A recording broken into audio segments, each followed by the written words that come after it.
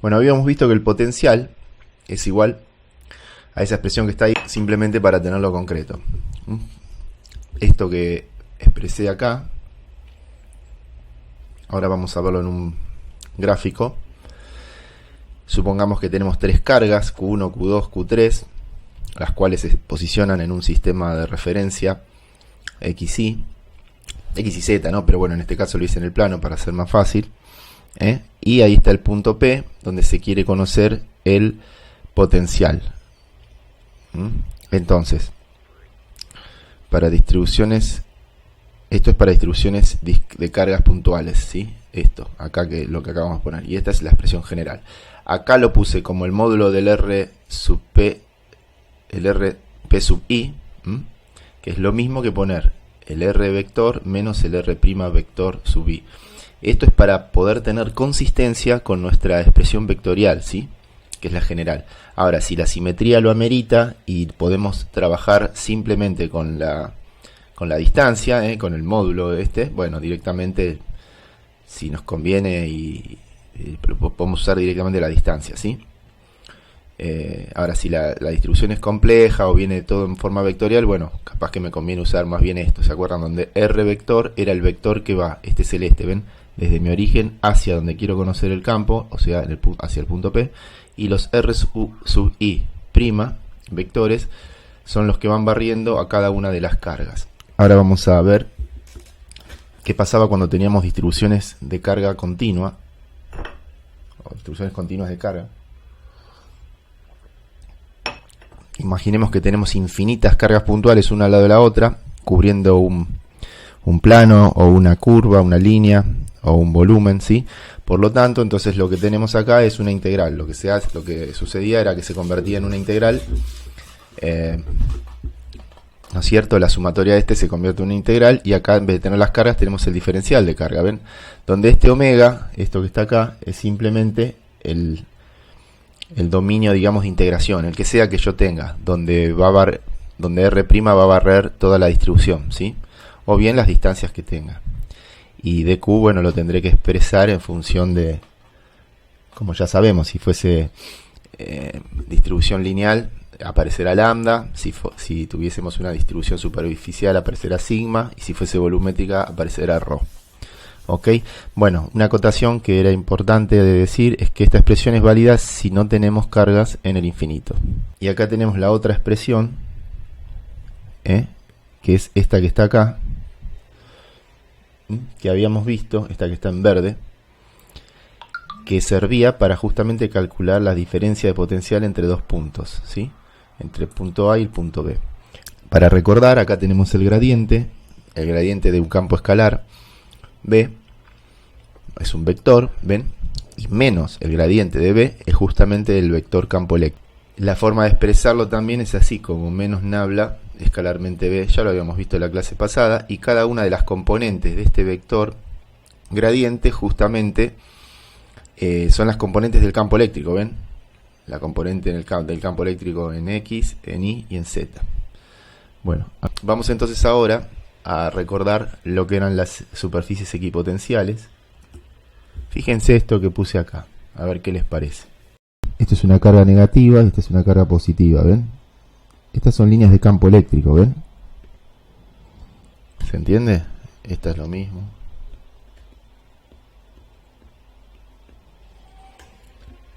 Son líneas de campo eléctrico. Ahora, las otras son equipotenciales. Entonces, ahora voy a deshacer esto para que vean el gráfico original. Y quiero que vean las equipotenciales. ¿Cuáles son las equipotenciales? Son las curvas estas. Este será B1, este será B2, ¿sí? B3. Son curvas donde el potencial es el mismo. Si yo me muevo por acá, por la equipotencial del punto A, y me vengo acá, ¿hubo diferencia de potencial? O si me vengo de acá, punto C, no hubo ninguna diferencia de potencial, porque toda esta curva está al mismo potencial. Lo mismo todas estas, todas y cada una de estas a su potencial, ¿sí? Cada una por un dado potencial. E incluso, miren, si yo estoy, por ejemplo, acá, miren, esto es importante, y me voy a pasear todo por acá, por acá, por acá, por acá, por acá, por acá, por acá, y llego acá. Presten atención a esto porque es una pavada, pero es muy importante porque después te lo toman, o en el final, o en el parcial. Entonces, fíjate, esto es lo mismo, vamos a llamarle camino 1, es lo mismo, fíjense, que si yo hubiese ido de acá a acá. ¿Se entiende? Por ejemplo, pongámosle A', B'. A ver, tienen distinto potencial cada una de ellas, pero ¿se entiende? O sea, cada una de ellas tiene un dado potencial distinto de las demás. ¿Se entendió el tema entonces? Cuando yo hice el dibujito rojo del tipito este rojo que va desde A a B por la curva 1 y después que va desde A' hasta B' por la curva 2. Ven que es exactamente lo mismo a nivel potencial, a nivel diferencia potencial. O sea, la diferencia potencial es lo mismo, es la misma. Si vas por todo este camino, el C1, o si vas por el C2. Hasta ahí estamos, así podemos seguir. Vamos a ver ahora entonces, ya que estamos con las equipotenciales, vamos a ver planos equipotenciales. Denme un segundo. Si uno está acá y entra a caminar hacia allá, fíjate, este va a estar a B1, esta va a ser un plano equipotencial B2, este B3, y así sucesivamente. Por supuesto, a ver, yo elegí esto aquí equiespaciado, pero puede haber infinitos, ¿se entiende? Yo puse acá 1, 2, 3, 4 para hacer para ejemplificar nomás. Lo mismo acá arriba, en las curvas estas. Estas son algunas, pero en verdad, ¿se entiende? Puede haber millones, qué sé yo. Entonces, la cuestión es que este es un plano cargado. Por supuesto, este plano también tiene para el otro lado, ¿no? Yo no lo dibujé, pero... Y para el otro lado también, ¿no es cierto? Habrá B1, B2, etcétera. El tema es... Entonces vamos a poner planos equipotenciales. ¿Por qué esto sucede así? Si ustedes se acuerdan, el campo eléctrico, cuando teníamos un plano cargado con sigma, ¿no? Densidad lineal superficial de carga, ¿cómo era la expresión? Lo habíamos deducido ya. Era sigma sobre 2 epsilon 0, ¿sí? Y en este caso, supongamos versor I. Meto una superficie gaussiana ahí, un cilindro atravesado o un cubo, y podría calcular rápidamente el campo eléctrico. Entonces, para calcular el potencial, lo puedo hacer de esta forma. ¿Ven? Con esta. Vamos a calcular el potencial. B de X, vamos a poner un sistema de referencia. Este es Y, esto es X. Entonces ahí está mi origen. B de X menos B0. Esto va a ser igual a menos la integral entre 0 y X. ¿De quién? Del campo eléctrico escalarmente de L. ¿Y esto a qué es igual? A menos la integral del campo eléctrico, que es este que está acá. Entonces voy a tener sigma sobre 2 epsilon 0 versor I escalarmente el de L, que no va a ser ni más ni menos que dx, con lo cual versor I, con lo cual en definitiva, esto por lo que ya explicamos la otra vez, me va a quedar simplemente dx, ¿sí? En forma escalar, entre 0 y x, haciendo abuso de la notación. El plano este yo lo puse así, pero acuérdense que este plano sigue, ¿no es cierto? Este plano es un plano así, ¿no? ¿Se acuerdan? Que sigue hasta el infinito y más allá, ¿sí? Todo cargado, bueno, en fin. Esto va a ser igual a menos sigma sobre 2 epsilon 0, que sale todo afuera de la integral, y la integral del diferencial de x es x. ¿Entre quién? Entre 0 y x. Muy simple, ¿no? Entonces, b de x va a ser igual a b sub 0, esta que pasa para el otro lado sumando, ¿sí? Y de este lado me va a quedar menos sigma por x sobre 2 epsilon 0, ¿sí? Esto para x mayor que 0, ¿no es cierto? Y acá tenemos una expresión para el potencial en función de x. Entonces, esto quiere decir que el potencial disminuirá a medida que uno se aleje del plano. ¿Ven? A medida que x es más grande, o sea, para lugares más grandes de x, el potencial va a ir disminuyendo. fíjense que el campo no depende, el campo eléctrico no depende de X, es siempre el mismo. Parece mentira, pero no es así. En este caso no es que varía con el cuadrado de la distancia. ¿Por qué? Porque tengo el plano infinito, ahí está la gracia. Uno a veces tiende a confundir o tiende a pensar que no, pero tiene que variar con la distancia. No, porque el plano es infinito. Muy bien, entonces ahora lo que vamos a hacer es graficar y ver el tema de dónde elegir el potencial 0. Miren, si X vale 0, o sea, si estoy parado acá justo en el origen, todo esto se anula y voy a tener que B de X va a ser igual a B sub 0. B sub 0 no quiere decir 0, en este caso va a ser el máximo, y a medida que me alejo de X va a ir disminuyendo. Si hacemos un gráfico XY, vamos a decir a nivel potencial, a ver, vamos a hacerlo acá, así, si lo ponemos ahí, nos va a quedar que el potencial en verdad es una recta con ordenada al origen B0, ¿ven? Esto es B de X y esto va a ser B sub 0. Y acá donde se hace 0 el potencial, que es un poco lo que estaba comentando el compañero, eso va a ser una raíz de esta función B de X, que es justamente donde se anula, y particularmente en este caso habría que despejarlo, ¿no es cierto?, de acá. Entonces, fíjate, B de X va a ser 0 para un dado X, ¿sí?, que no conozco. Bueno, un X sub 0, ponele. Entonces será cuestión de despejarlo. Vamos a hacerlo así mejor. 0 va a ser igual a B sub 0 menos sigma de X sub 0 sobre 2 epsilon 0. Con lo cual, te va a quedar que sigma X sub 0 sobre 2 epsilon 0 es igual a B0. ¿Está bien? Y en definitiva, el X sub 0, como les estaba diciendo, va a ser 2 epsilon 0 B sub 0, ¿sí?, dividido sigma. Este es este que está acá. Entonces, esta función es para X mayor que 0, ¿sí?, y es esta recta. Y bueno, la otra habría que armarla, pero es similar, ¿ok? Entonces, fíjense cómo en este caso se me ocurrió tomar, como que voy desde 0 hasta X, ¿sí?, desde 0 caminando hasta una cierta posición X, la que sea, y ahí voy a tener la diferencia de potencial entre el plano, ¿sí?, y X. A medida que me alejo va a ir cayendo el potencial. A medida que voy en contra del campo, recuerden esto, si yo fuese en contra del campo, ¿qué pasa con B? Aumenta. ¿Ven? El contra del campo eléctrico, el potencial aumenta, quiero decir. ¿Está? Bueno. Vamos a hacer desaparecer este. Bueno, de forma similar, yo si quisiera podría poner esto que está acá, esta función, digamos, potencial, que en este caso es una recta, ¿ven? Es una recta, miren. Voy a borrar esto de acá. Ven que es una recta. Es la ordenada al origen.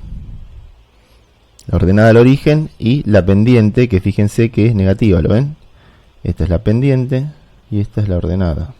De esta forma yo quería mostrar el tema de las equipotenciales. Las equipotenciales en un plano. Este plano, por ejemplo, a ver, voy con negro, va a pertenecer para este X, llamémosle, no sé, ¿qué le llamé? B1, B2, B3, B4, bueno, ponele X1, X2, X3, X4, X1, X2, bueno, justo este se anula. Es más, es totalmente válido, vamos a ponerlo. Este equipotencial es de 0, ahí está, mira, tranquilamente. En este caso, fíjense, acá tendríamos potenciales negativos, pero lo que se puede hacer, o lo que se suele hacer también, es tomar, ponele como el máximo, el potencial 0. Entonces, otro caso es poner así.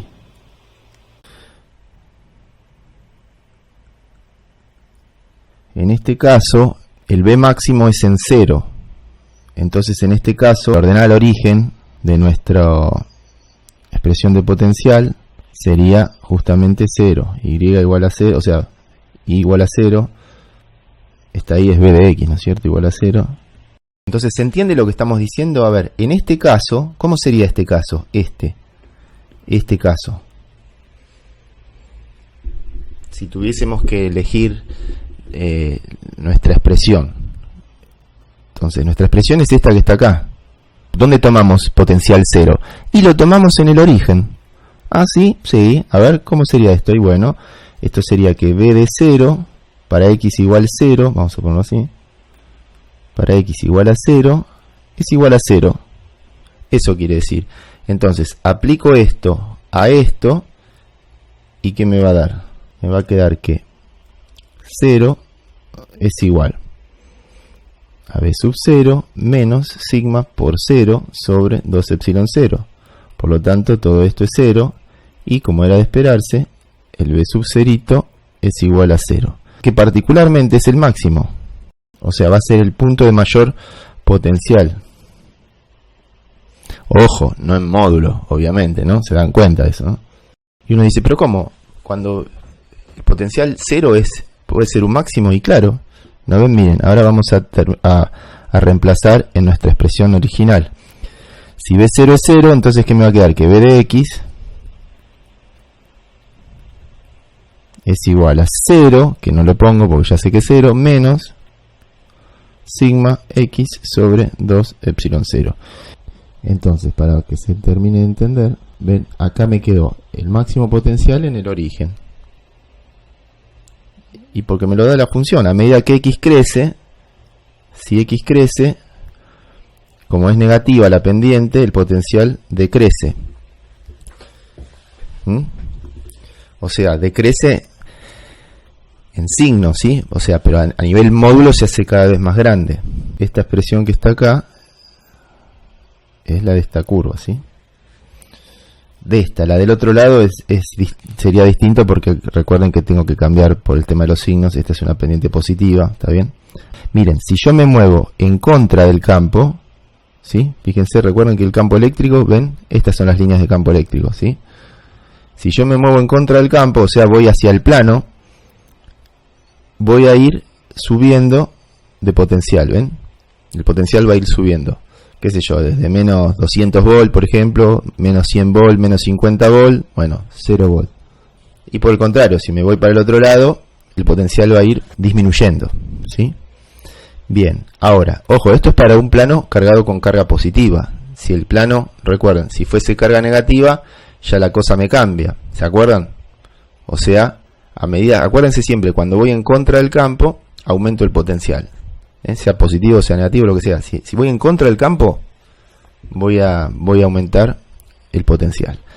El ejercicio dice así: el plano conductor infinito representado en la figura se halla en vacío y tiene una distribución superficial de carga uniforme sigma.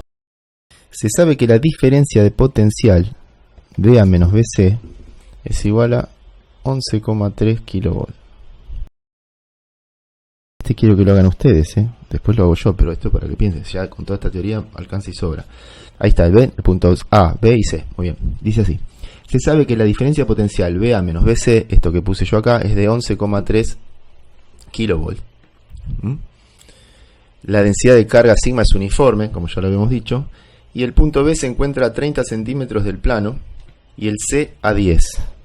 O sea, C, vamos a decirlo de otra forma, esto es 10 centímetros y esto es 30 centímetros. Bien, después dice, el punto A se encuentra a 20 del B. Y dice, calcule el valor y el signo de la densidad superficial de carga sigma. Eso es todo. Listo. A trabajar. Dale, damos 5 minutitos a ver cómo van. ¿Se entendió el ejercicio? Lo repito, igual es lo que dije, pero a ver, lo leo de vuelta rápido. El plano conductor infinito representado en la figura se halla en vacío y tiene una distribución superficial de carga uniforme sigma. Se sabe que la diferencia de potencial VA menos BC, como está explicado acá, es de 11,3 kV. Me piden calcular el signo y el valor de sigma. Bueno, como ya sabemos por Gauss, ¿no es cierto? Si uno quisiera calcular, si uno aplica acá el teorema de Gauss y calcula el campo eléctrico. Bueno, nosotros como ya lo tenemos calculado arriba, bueno, en verdad esto no es así, porque al ser un conductor lo que tendríamos que hacer es meternos ahí adentro, ¿no es cierto? Ahí adentro y bueno, pero para ir más rápido, nosotros sabemos que el campo eléctrico debido a un plano conductor, ¿sí?, va a ser sigma sobre epsilon 0, ¿se acuerdan? Fíjense que justo el de acá arriba, yo dije que era un plano no conductor, por eso es que estaba este 2 acá, ¿sí? Pero al ser un plano conductor, fíjense que tiene sigma acá, por supuesto también tiene sigma del otro lado, ¿sí? también habrá sigma ahí, ¿ok? ¿Qué me dicen? Que la diferencia de potencial entre este punto y C y este es esto que está acá. Entonces lo que me tengo que acordar es que acá va a haber un plano equipotencial y acá también va a haber otro. Entonces lo único que me interesa es esto, esta diferencia de potencial entre este plano y este. Con lo cual, lo que tendríamos que plantear es justamente nuestra función, que no hace falta si uno quiere, a ver, no es que se tiene que acordar de memoria todo esto, esto lo saca integrando, como hicimos acá, y obtiene la función en general. Pero en este caso, lo que nosotros sabemos es que el potencial va a ser esta diferencia de potencial BA menos BC. Fíjense que esto es el potencial de A menos el potencial de C. Si el potencial de A menos el potencial de C es positivo, ¿qué quiere decir? Que a medida que yo voy para allá, la variación de potencial, ¿cómo es? Mayor a 0, o sea que hacia allá, hacia la derecha, el potencial aumenta. Si yo me muevo para allá, B crece. Entonces, dicho de otra manera, si voy hacia el plano, decrece. O sea, en otras palabras, si crece el potencial cuando me muevo hacia la derecha, esto quiere decir que el campo eléctrico es así. Voy a ensuciar el gráfico, pero así es el campo eléctrico. Con lo cual, ¿qué quiere decir? Que acá el plano este va a estar cargado negativamente. Y ya ahí al toque nomás, con este dato nomás, me debería yo dar cuenta que el plano, que sigma es menor a 0. Entonces acá saco que sigma es menor que 0. ¿Sí? De este dato lo saco. Igual puede salir perfectamente algebraicamente, ¿no? Pero bueno. Entonces, esto es 11,3. Y a su vez, esto, ¿a qué es igual? Esto es 11,3 kilovolt. Esto va a ser igual a ¿qué cosa? Al módulo del campo eléctrico por la distancia que tengo entre estos dos. Por esta distancia, ¿no es cierto? Que en este caso va a ser 30 menos 10. Esto que está acá va a ser 20 centímetros. Esto estamos hablando siempre en módulo, ¿sí? En módulo. Nosotros ya sabemos que es negativa. Entonces, en definitiva, fíjense. 11,3 kilovolt dividido 0,2 metros. Esto es igual a sigma sobre epsilon 0. ¿Sí? Al módulo de sigma. Con lo cual, el módulo de sigma, ¿a qué va a ser igual? Epsilon 0 es positivo, por eso ni siquiera lo puse con las barras módulo. Entonces, esta cuenta nos da 11,3 kilovolt. La cuenta es 8.85 exponente a la 12 menos, ¿sí? Por 11.3 exponente a la 3 kilovolt. 0.2 metros.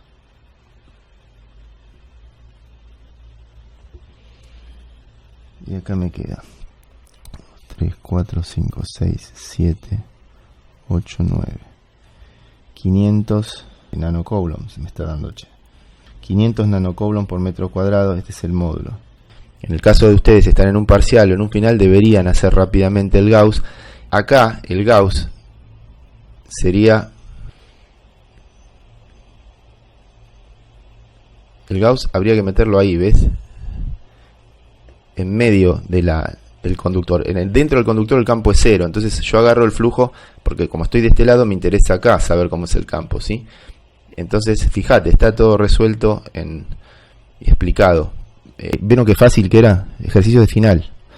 Por supuesto, cuando uno tiene que contestar, tiene que decir, lo puede hacer así o lo puede hacer de distintas maneras, ¿sí? Entonces, concluyendo, dice, bueno, sigma es igual a menos 500 nanocoulombs por metro cuadrado. El hecho de decir, bueno, si el campo aumenta, si uno al moverse en contra del campo aumenta el potencial, ahí uno está demostrando, lo escribe nomás y no hace toda la demostración teórica o la deducción de esto, tipo algebraico. Y bueno, ahí está claro, ¿sí? Uno entiende que ustedes saben lo que están haciendo. Bueno, ¿se entendió? Pasamos al próximo ejercicio. Está este hilo que va a tener densidad lineal lambda, ¿sí? Está cargado con densidad lineal lambda. Bien, fíjense, acá lo que yo hice fue poner cilindros, ¿sí? Rodearlo con superficies gaussianas cilíndricas. Y cada uno de estos cilindros, bueno, vamos a ver, ¿cómo es el campo eléctrico en cada uno de estos superficies cilíndricas? Esto ya lo sabemos, pues lo vimos en Gauss. ¿Se acuerdan cómo era el campo eléctrico acá? Esto es un ejercicio que ya hicimos. Ahora lo que va a pedir es calcule el trabajo del campo eléctrico para transportar a velocidad constante una carga de, por ejemplo, qué sé yo, 12 nanocoulombs desde el punto A hasta el B. Fíjense, tengo que ir desde el A al B. Calcula el campo eléctrico, bueno, la ley de Gauss, y después calcula el trabajo, ¿sí? El trabajo del campo eléctrico, no del agente externo, sino del campo eléctrico, o sea, el que aprendimos, necesario para transportar a velocidad constante una carga de 12 nanocoulombs desde el punto A hasta el B. Bueno, van a faltar datos, no importa, lambda, pero no importa, ahora vamos a ver, si no después los inventamos. Bueno, algo importante que vamos a recordar, bueno, es la ley de Gauss, que me decía que la integral de flujo entre el producto escalar entre el campo eléctrico y el diferencial de superficie a través de toda la superficie cerrada gaussiana, o sea, gaussiana implica que es cerrada, ¿no? Es igual a la carga neta encerrada por esa superficie sobre el epsilon 0. ¿Está bien? Bueno, entonces, de acá surgía que el campo era igual a ¿qué cosa? ¿Se acuerdan? La carga neta dividido la superficie del cilindro, que es 2pi por el radio por la altura, ¿sí? Cilindro de altura h, por el epsilon 0, y acá teníamos la lambda, con lo cual el módulo del campo eléctrico, mejor dicho, el campo eléctrico, el vector, es igual a lambda sobre 2pi radio epsilon 0 r versor. Hasta acá estamos. ¿Alguna duda hasta acá de cómo sale el campo eléctrico? Esto es el repaso, es ley de Gauss, ya lo hicimos esto. Entonces, para calcular el trabajo, si ustedes se acuerdan, el trabajo era igual a menos la variación de energía potencial. Y la energía potencial, ¿a qué era igual? O mejor dicho, esto por un lado sabíamos que era así, y por el otro lado dijimos que el potencial, o la variación de potencial, era igual a la variación de la energía potencial por unidad de carga. ¿Se acuerdan? Con lo cual podemos relacionar el trabajo con el potencial directamente a través de la energía. ¿Sí? ¿Sí? Entonces, vamos a decir, y esto se hace así, se suele calcular así por energía, que el trabajo va a ser igual a ¿qué cosa? Si reemplazamos acá va a ser igual a menos, ¿ven? Si reemplazo la energía potencial va a ser delta V por Q, o sea menos Q por delta V. Este es el trabajo del campo eléctrico desde A a B, ¿sí? Es la variación de potencial entre A y B. Entonces acá dedujimos esta expresión, o estamos deduciendo esta expresión. ¿Está? Entonces, el punto o la cuestión de este problema es resolver esto, el delta B. Indirectamente yo tengo que resolver el delta B. Entonces, es lo que vamos a hacer ahora. Entonces, ¿qué fórmula vamos a usar para poder acá calcular? Y fíjense, yo lo hice así a propósito para que ustedes noten lo que serían cilindros equipotenciales. ¿Ven? Este B1, B2, B3, ¿sí? Son cilindros equipotenciales. Pero ¿cómo sé yo eso? ¿Cómo me doy cuenta que son cilindros equipotenciales? Bueno, vamos a... o mejor dicho, sabemos que el campo eléctrico es radial, ¿sí? Es por lo que aprendimos el otro día. El campo eléctrico es radial. Recuerden que esta varilla está toda cargada con carga positiva, ¿no es cierto? En este caso. Entonces el campo eléctrico es radial. Y Si para el caso de una carga puntual, como habíamos visto ya la clase pasada, teníamos circunferencias, ¿sí? Ahí sí son circunferencias. Si tengo una sola carga puntual, imagínense acá que tengo un hilo. Si yo lo corto con planos, a esto, con planos perpendiculares al hilo conductor, y ahí me fijara imaginariamente las curvas equipotenciales, bueno, serían circunferencias. ¿Está bien? Ahora, si yo estoy en R3, voy a tener cilindros. Acá justificamos esto. Y entonces, acá, por eso es que hay que darse cuenta de lo siguiente. Si a mí me dan este punto, y me dan este punto, a mí lo único que me interesa que es la diferencia de los radios. ¿Se ve? Entonces, este va a ser, digamos, un punto que está acá, ¿no es cierto?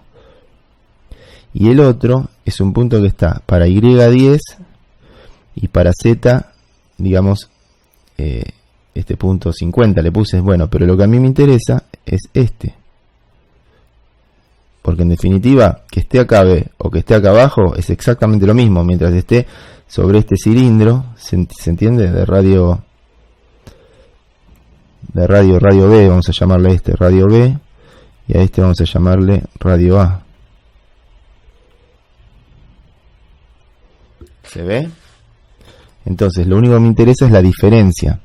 Que en definitiva, ¿cuánto va a ser? Este mide 30, este mide 10, esto es lo que tengo que mirar.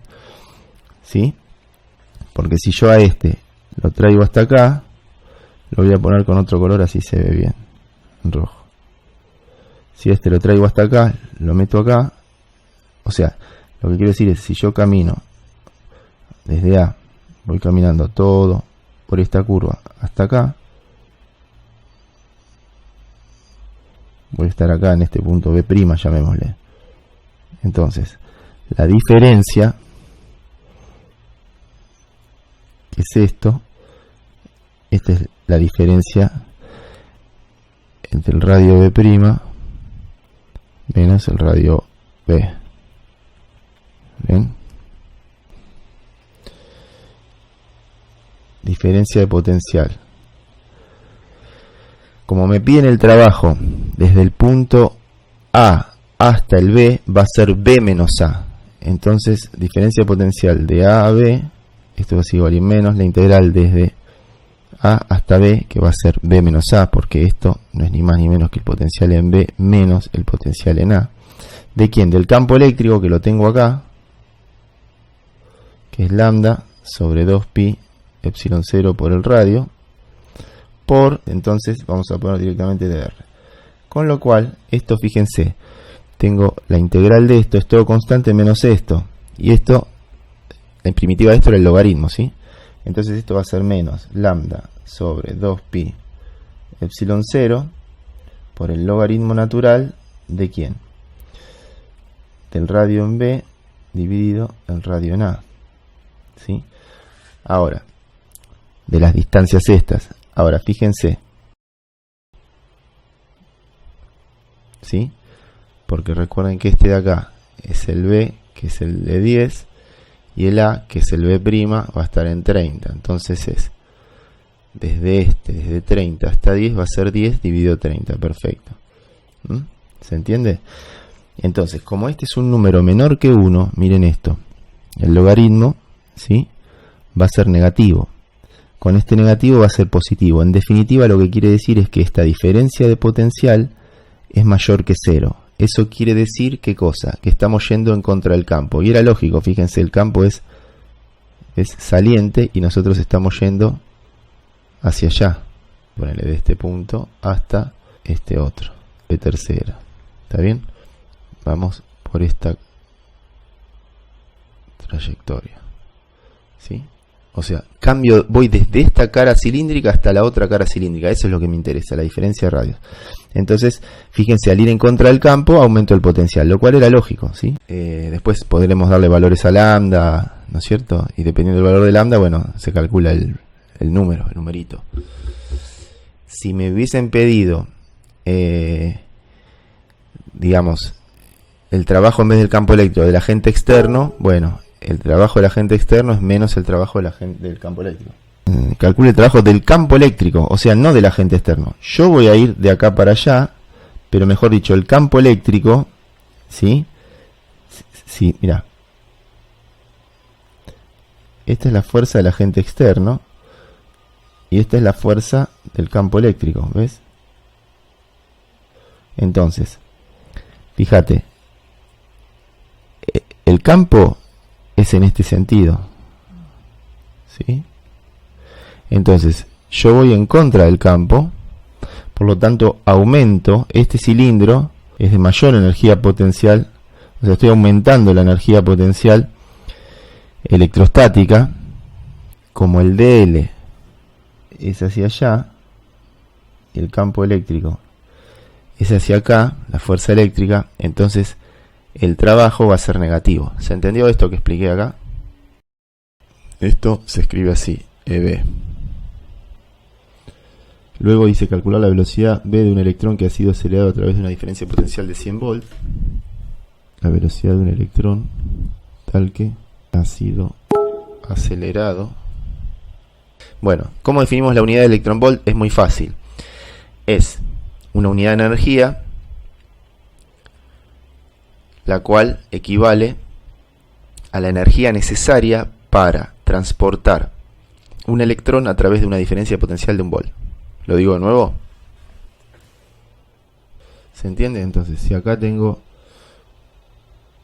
un dado B de 0 y acá tengo de 0 más 1 volt, ¿sí? Entonces acá hay una diferencia de potencial igual a 1 volt. Si yo llevo el electrón L- desde acá hasta acá, ¿sí? Entonces ahí tendré o habré realizado un trabajo de un EB. El trabajo del agente externo, por ejemplo, es igual a un EB, ¿sí? Porque esto es igual. Acuérdense que el trabajo eléctrico es igual a menos Q por la diferencia de potencial. Entonces, si Q es menos 1,6, sí, menos ponemos más, 1,6 por eso era menos 19 Coulomb, que es la carga del electrón por 1 volt. Entonces, fíjense, esto implica que el trabajo es igual a eso que está ahí. Acuérdense que volt era Joule sobre Coulomb, entonces va a ser 1,6 por 10 a la menos 19 joules. Esto es en joules, ¿no es cierto? O sea, el trabajo eléctrico o del campo eléctrico para transportar un electrón a través de una diferencia potencial de 1 volt va a ser 1 EB justamente, ¿sí? Y el trabajo que es lo mismo que decir 1,6 por 10 a la menos 19 joules. Ven que es un trabajo muy chiquitito. Por eso es que se usan estas unidades cuando se hablan de energías muy pequeñas. Se manejan los EB también, que MEV, que son kilo electrón volt, mega electrón volt, ¿sí? Esto es por 10 a la 3 electrón volt y esto es por 10 a la 6, ¿sí? Electrón volt. ¿Estamos? Entonces, recuerden esto, ¿no? Que el trabajo de un agente externo es igual a menos el trabajo del campo eléctrico, ¿no? Esto es obvio, lo dije varias veces, pero para que quede claro, ¿sí? Lo remarcamos. ¿Está? Esperen una cosa, a ver, para no vamos a poner así, hablemos del trabajo eléctrico. El otro, siempre hablamos del eléctrico y cualquier cosa le cambiamos el signo si nos piden el otro. ¿Sí? Entonces el trabajo eléctrico va a ser menos Q por menos. Si la carga del electrón es negativa, obviamente, o sea, de hecho es negativa, menos por menos más, entonces va a quedar así. Va a ser un trabajo de tanto joule o de un electrón volt. Muy bien. Está definido. Entonces ahora lo que nos piden es calcular la velocidad que ha sido acelerada a través de una DDP de 100 volts. Bueno, este es el símbolo para indicar una diferencia potencial, ¿sí? Ya cuando veamos baterías vamos a ver nuevamente este símbolo. Y esto significa que este borne está mucho mayor potencial que el negativo ¿sí? Entonces recuerden que los electrones, este es el borne positivo, es el borne negativo. Fíjense que acá esta placa conductora metálica está a un potencial de más 100 volts respecto de este emisor acá, con lo cual, ¿qué va a pasar? Los electrones van a ser acelerados debido al potencial. Si me piden que calcule la velocidad, esto tiene que ver con energía cinética, ¿sí? Fíjense que la variación de energía potencial más la variación de energía cinética, ¿sí? O sea, la variación de la energía potencial más la variación de la energía cinética, esto tiene que ser igual a 0, ¿no es cierto? La ganancia de una es la pérdida de la otra, porque no hay otra fuerza en el medio o involucrada. Entonces, lo que tenemos que plantear justamente es que es cada cosa. La variación de la energía potencial, ¿qué viene a ser?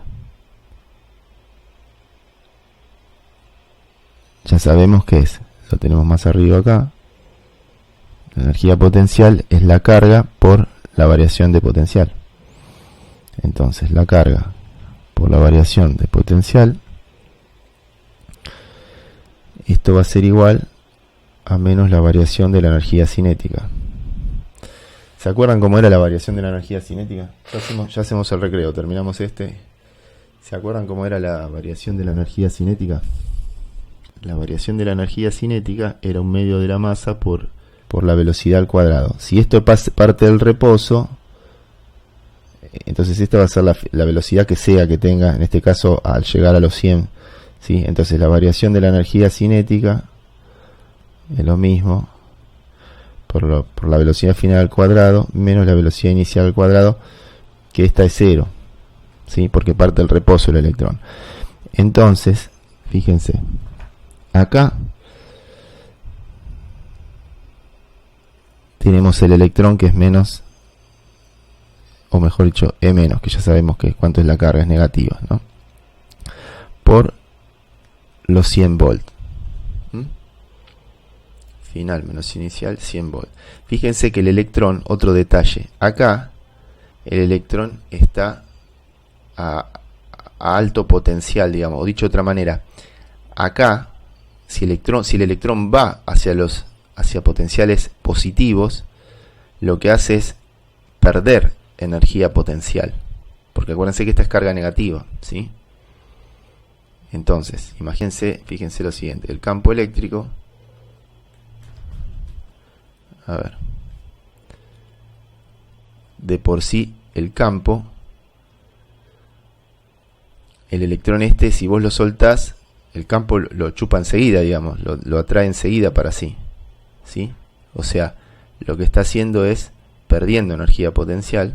Esto va a ser igual a un medio de la masa por la velocidad al cuadrado.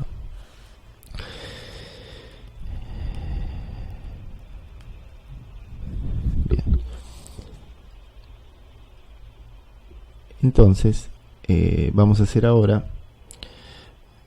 me falta un menos acá, perdón, menitos.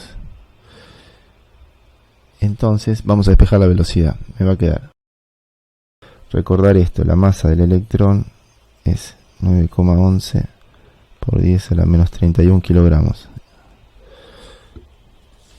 Nos lo da en otro lado, seguramente yo lo he visto en la guía, pero bueno, acá por lo visto, o yo no lo estoy viendo.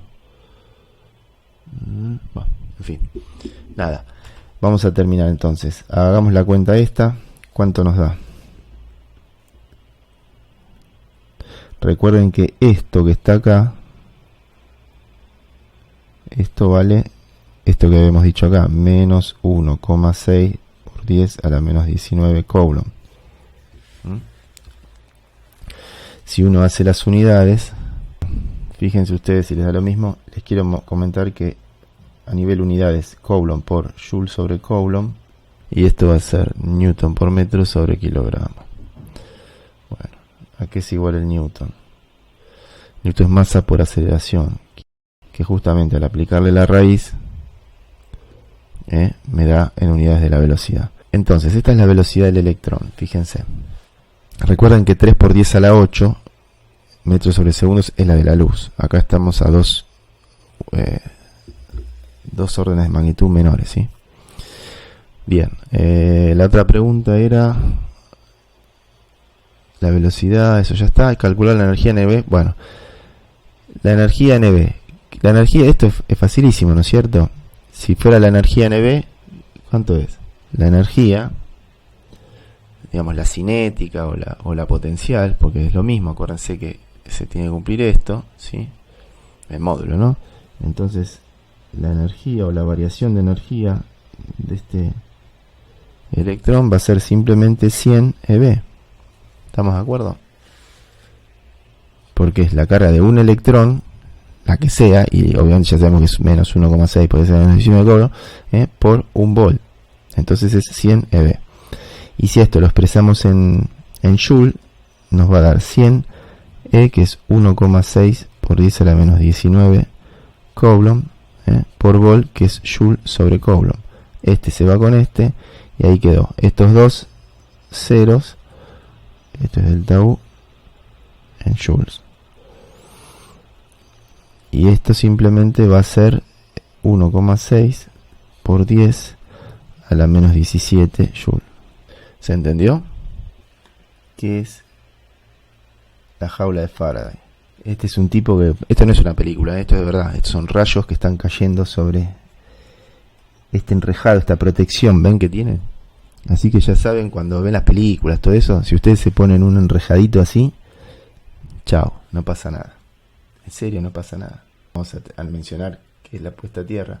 Vamos a hablar un poco de qué es lo que pasa con las nubes y los rayos, qué es lo que pasa con el poder de las puntas. Vamos a hacer un problemita.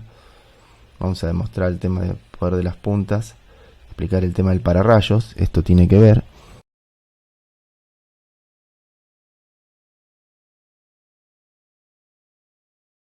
Lo que vamos a explicar acá es un poco la jaula de Faraday y el poder de las puntas, ¿sí? El poder de las puntas tiene que ver con los pararrayos y con el hecho de, bueno, acá lo que se está generando es un rayo porque acá hay una punta con mucha carga concentrada, ¿sí?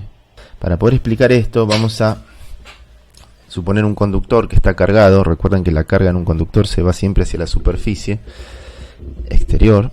Y vamos a ver cómo se distribuye la densidad de carga. Acá va a haber una densidad de carga sigma 2 y acá una sigma 1. Todavía, bueno, en principio no sabemos, pero vamos a demostrar a ver cómo tiene que ser esta densidad de carga. Acuérdense lo siguiente: un conductor en condiciones electrostáticas siempre está al mismo potencial. Esa es una condición fundamental. De hecho, las cargas, ¿por qué? Porque las cargas al poder moverse libremente, eso hace que se espacien y se posicionen lo más lejos posible una de las otras, de forma tal, es automático, es justamente la electrostática establece eso.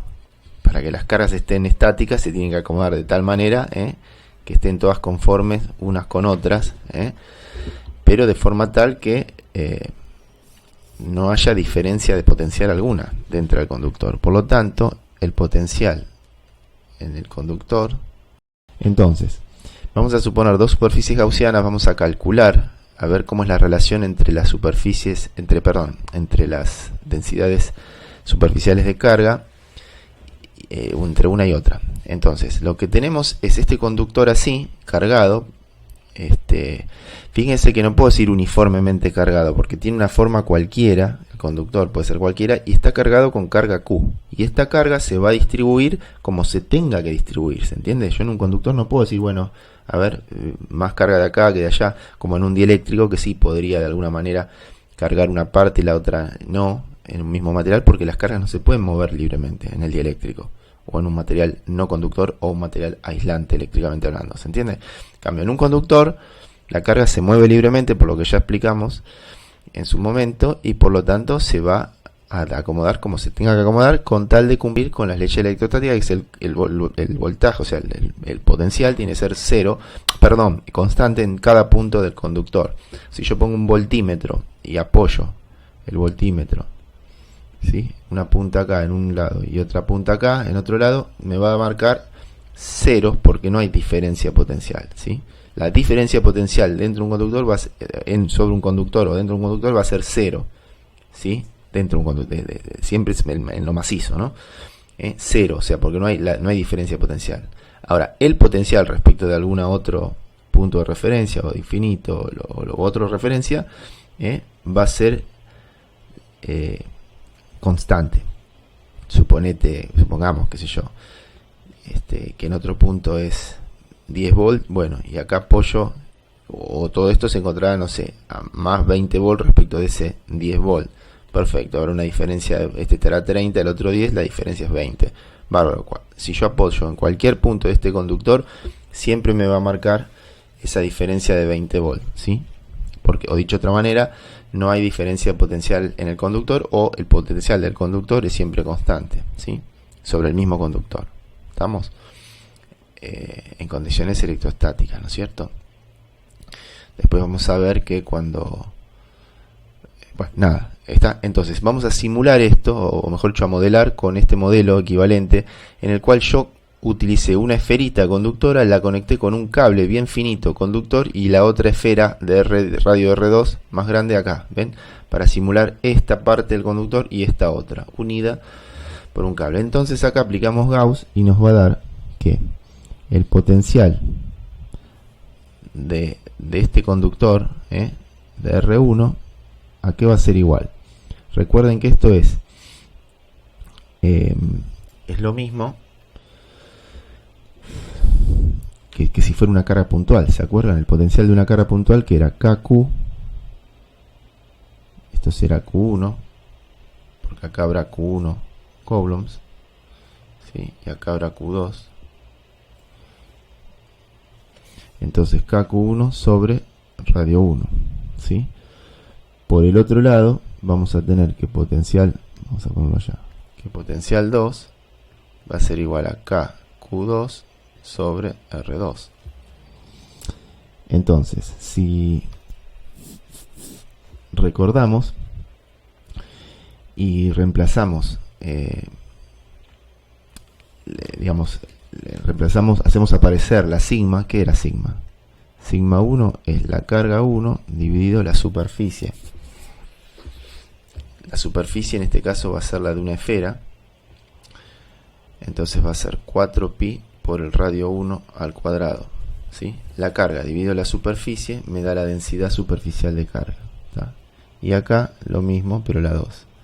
Es Q2 sobre 4pi radio 2 al cuadrado, ¿sí? Entonces fíjense que de acá podemos despejar la carga Q1 y reemplazar acá. Entonces nos va a quedar que Q1 va a ser sigma 1 por 4pi por radio 1 al cuadrado. Y de acá va a surgir que Q2 va a ser sigma 2 por 4pi por radio 2 al cuadrado. Entonces, reemplazando en la expresión del voltaje, esto va a ser igual a K por sigma 1 4pi radio 1 cuadrado sobre radio 1, y acá esta V2 va a ser K por sigma 2 4pi radio 2 al cuadrado sobre radio 2. Este radio 2 con el cuadrado se me va y este radio 1 con el cuadrado se me va, con lo cual V1 es igual a K sigma 1 4pi radio 1, y por el otro lado V2 es igual a K sigma 2 4pi radio 2. Ahora, como dijimos que si relacionamos esto, V1 tiene que ser igual a V2, que tiene que ser igual a V, que es igual a constante. Por lo tanto, sigma 1 4pi K sigma 1 4pi R1 es igual a K sigma 2 4pi R2. K con K se va, 4pi con 4pi se va, y de acá se deduce algo muy importante, que es la relación entre sigma 1 y sigma 2. Fíjate, sigma 1 va a ser igual a R2 dividido R1 veces sigma 2. Y esto es lo importantísimo. ¿Por qué? porque acá se demuestra, en base a nuestro modelo, que es totalmente recontra aplicable, y ahora van a ver cuando lo apliquemos a un pararrayos, se darán cuenta. Fíjense, esto quiere decir que como R2 es mucho mayor que R1, ¿ven? O dicho de otra manera, R1 es mucho más chico que R2. Imagínense una punta ahora, para entenderlo. Acá yo lo exageré un poco porque acá, pero imagínense una punta, una varilla con punta, o una aguja bien puntiagudo. Esa punta, imagínense, el radio de R1 es re chiquitito, y el radio de R2 es una distancia mucho más grande, ¿sí? Conclusión, algo muy chiquitito en un denominador va a hacer que este número sea, esta razón sea un número grande, con lo cual acá podemos ver que sigma 1 es muchísimo más grande que sigma 2. ¿Se ve? Capaz que se ve más así: sigma 1 dividido sigma 2 es igual a R2 dividido R1. ¿Sí? Acá por ahí se ve. Acá no cabe duda que como R1 es mucho más chico que R2, ¿sí? Sigma 1 es mucho más grande que R1. O sea, nuestra base era la siguiente: como R1 es mucho más chico que R2, entonces se deduce que sigma 1 es mucho más grande que sigma 2. ¿Esto qué quiere decir? Que se concentra muchísimo cuando uno tiene un pararrayos, por ejemplo. Acá la carga es extremadamente concentrada, que es lo que sería por la otra parte del conductor. Por eso es que los pararrayos tienen forma de punta y que se ioniza el aire y hasta se rompe a veces no solo con esto, con el Magiclick pasaba lo mismo, ¿sí? Cuando uno tiene el encendedor, que se genera una chispa, eso me gustaría explicarlo luego por ahí. Cuando nos veamos, si ustedes se acuerdan, el Magiclick tiene una punta, es una cosa así, que es para encender el fuego, y acá tenía como unos agujeritos, ¿no es cierto? Y acá, bueno, está el aparato, ¿sí? Y lo que pasaba era que cuando uno presiona, se generaba una chispa ahí. ¿Sí? Una chispa ahí que luego... ¿Por qué? Porque acá, esto es lo que está sucediendo ahí. Y esto es lo que está, digamos, a tierra, o si bien no está a tierra en el Magiclick, pero está a un potencial mucho más bajo con respecto a este. En otra forma de decirlo, la diferencia de potencial entre el centro y la corteza cilíndrica es de miles de voltios.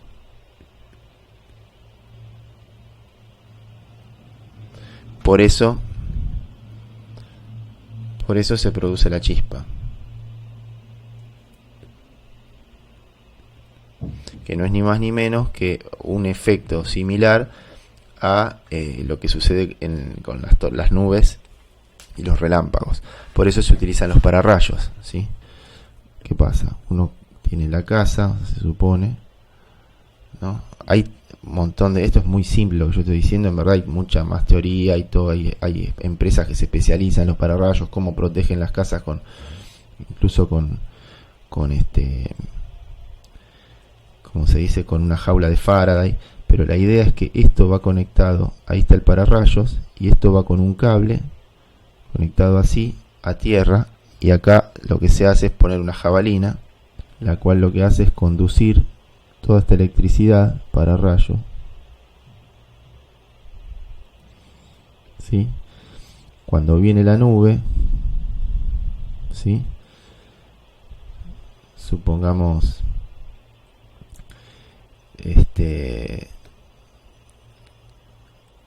que la nube es negativa.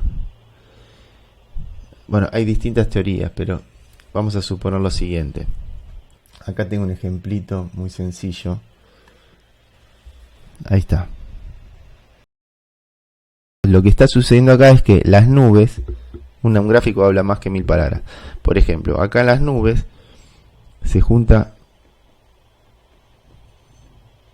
mucha carga, ¿sí?, negativa.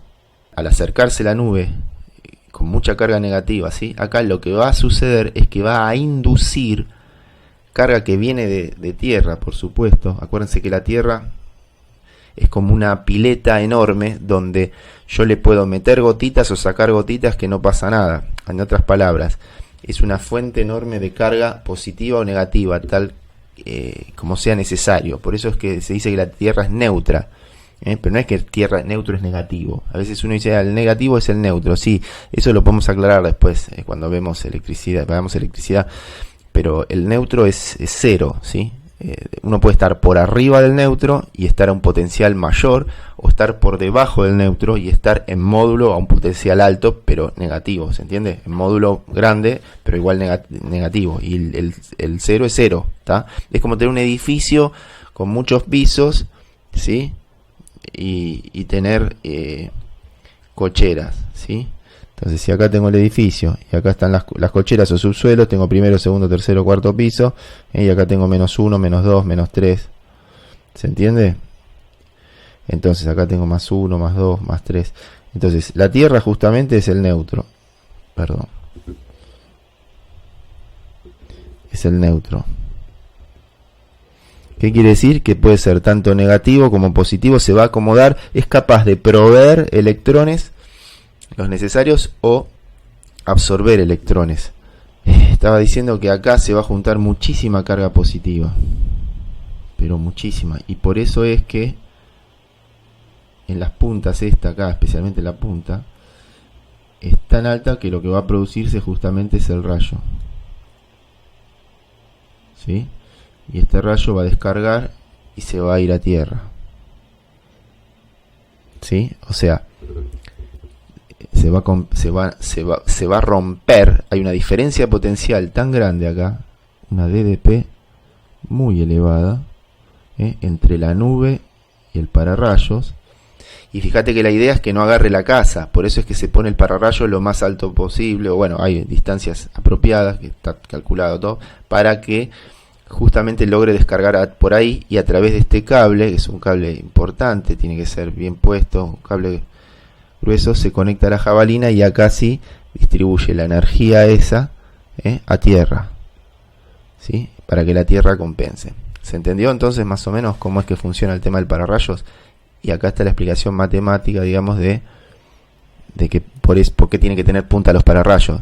¿Se entiende? Cuando te preguntan ¿y por qué el pararrayo es así? Y porque sí, no, porque sí, no. Acá está la justificación, digamos, matemática, con el modelito que hicimos del conductor, y del pararrayo siendo el radio de la punta muy chiquitito comparado con el otro sector de metal. Bueno, por el otro lado, antes de terminar con algunos problemas, hacer un par de problemas más, quería comentar lo de la jaula de Faraday. Esperen, un detalle acá que me olvidé. En el Magiclick, cuando uno aprieta, ¿no es cierto? Uno aprieta esto, lo que hay un material piezoeléctrico que lo que hace es golpear, y cuando se golpea ese material es capaz de producir una gran diferencia potencial entre sus superficies, digamos, entre sus lados. Entonces eso se conecta acá al conductor del centro. Entonces este se pone a muy alto potencial respecto del neutro, que vendría a ser la corteza esta, que también es de metal. Esto también es metal, y este por supuesto, el del centro, y entonces ahí se produce la diferencia potencial. Este símbolo de tierra, esto que puse acá, en verdad no es que está a tierra, pero es como si, o sea, al estar el del medio a mucho más alto potencial que este otro metal, ¿sí?, es que se produce la ionización del aire al estar cerquita, ¿sí?, y por lo tanto se torna conductor de la electricidad del aire. Lo mismo que en el rayo, pero a una escala.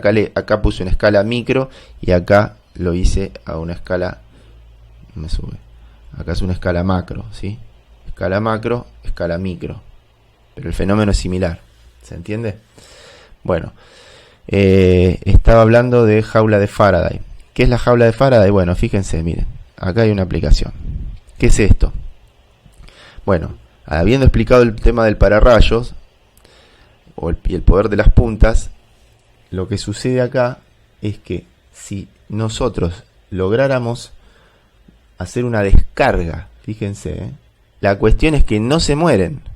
Es más, están lo más vivitas y lo más campantes.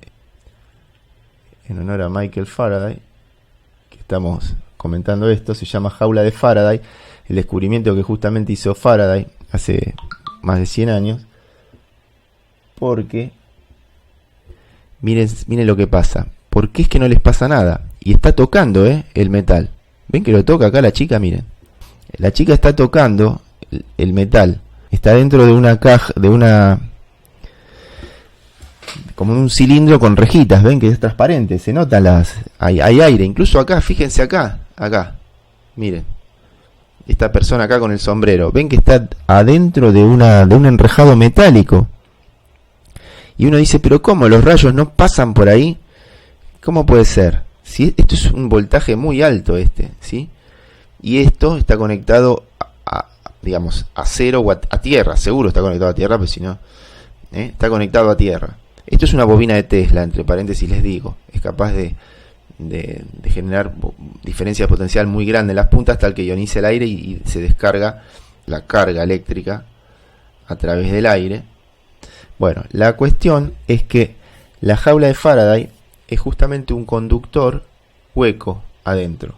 Y el efecto que genera o que hace es justamente el de filtrar los campos. Yo les quiero mostrar rápidamente,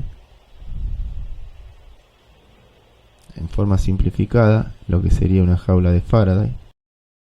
Esto se utiliza, tiene muchas aplicaciones.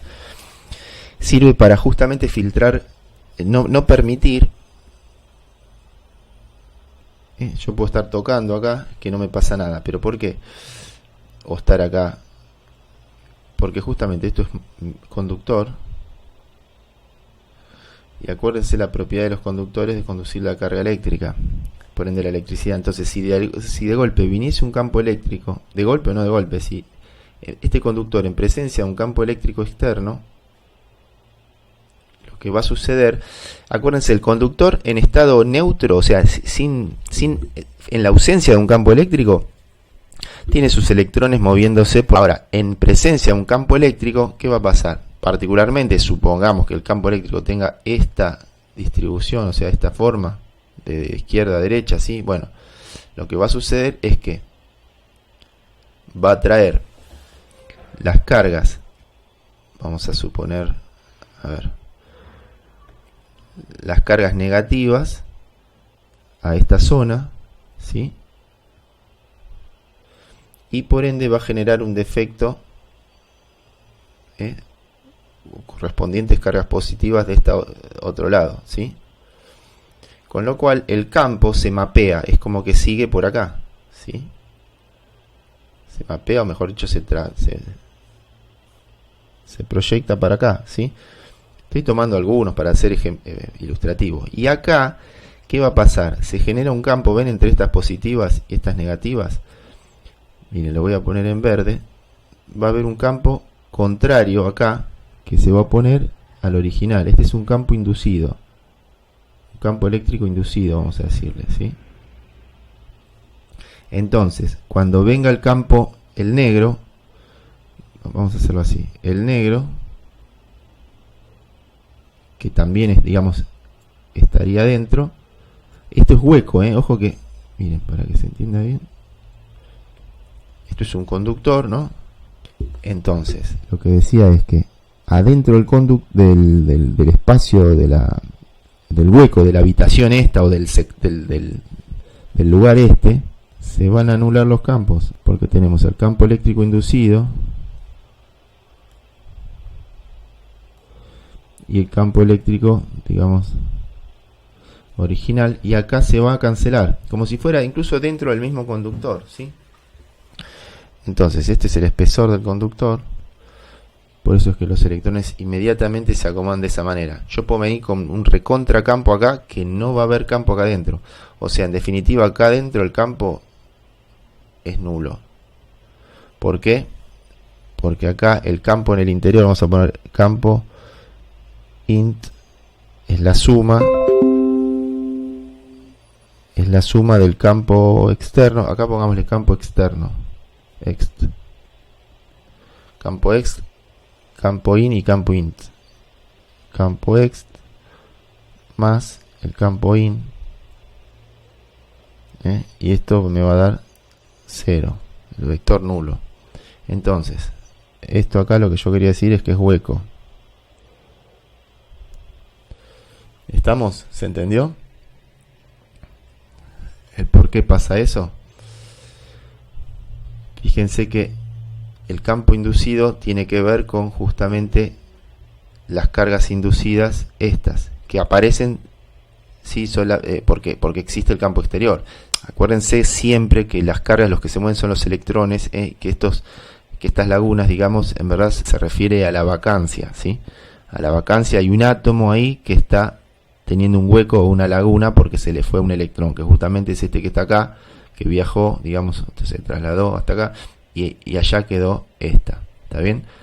¿Por qué? Porque el campo eléctrico externo viene y rechaza los positivos y atrae los negativos. Entonces se produce esa diferencia de saldo, esa diferencia, ese defecto de electrones acá, este exceso de electrones acá y el defecto de los mismos acá. O, dicho de otra manera, exceso de lagunas, ¿sí? Por lo tanto acá continúa ese campo eléctrico externo, ¿ven cómo pasa? Y acá en el interior no hay nada. Eso es lo que está pasando en las imágenes acá, o en estos casos, estos dos casos donde no pasa nada y la electricidad se deriva, en este caso, bueno, se deriva masa, ¿no es cierto? Obviamente que acá esto es muchísimo más complejo, pero el principio es el mismo, porque acá no es el campo eléctrico todo recto, lindo, ¿ok? Bueno, entonces, habiendo explicado esto, un ejemplo típico es el mallado de, por ejemplo, de circuitos electrónicos de RF de transmisión. Ustedes, si lo llegan a abrir, van a ver que hay todo como una jaula de metal, que en vez de ser con rejas es todo metal, ¿no? Es una chapita todo así, donde acá adentro están todos los circuitos de, acá adentro están los circuitos de RF. RF es radiofrecuencia, ¿sí? Para que no haya interferencias, ¿sí? De campos eléctricos externos. Incluso hay lugares, por ejemplo en el INTI, yo recuerdo que está acá cerca por General Paz, hay unos como hangares, lugares que están todos jaulados o encerrados con jaula de Faraday, porque ahí realizan distintos tipos de mediciones y no quieren tener ninguna perturbación externa. Es más allá de los rayos, no es por los rayos, porque para rayos tienen, pero es para blindar el lugar. Esto es un blindaje, ¿sí? Donde se aplica la jaula de Faraday. Bueno, entonces, volviendo acá, soy insistente, la carga se aloja, ven, sobre la parte de afuera del metal. Acá lo mismo, la carga, no hay carga en la parte de adentro. Si si este toca con la mano acá, la parte de adentro no se electrocuta. Si yo acá pusiese un electroscopio, el electroscopio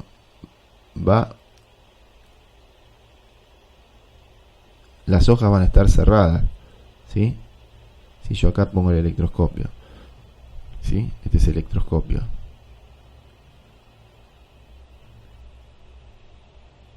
No se va a abrir porque está acusando de que no hay carga.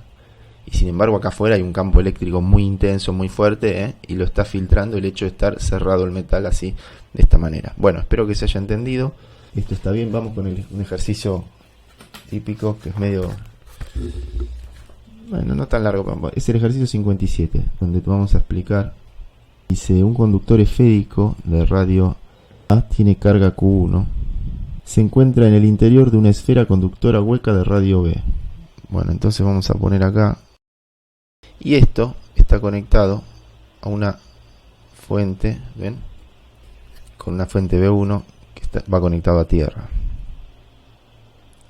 Recuerden lo que dije de qué es lo que era tierra. Como si fuera una pileta grande o un mar donde le metas 20 litros o le saques 20 litros o les metas 1000 litros o le saques 1000 litros, no vas a cambiar nada el mar, ¿se entiende? Es capaz tanto de recibir o de entregar que no va a variar prácticamente. Bueno, acá tenés el radio A y acá tenés el radio B. Entonces, dice que tiene carga Q1. Entonces acá vamos a poner carga Q1, ¿sí? En el radio acá, en el conductor interno. Ojo, porque acá este es un problema que te lo dan así, pero vos tenés que acordarte que si esto es un conductor, va a tener espesor, ¿sí?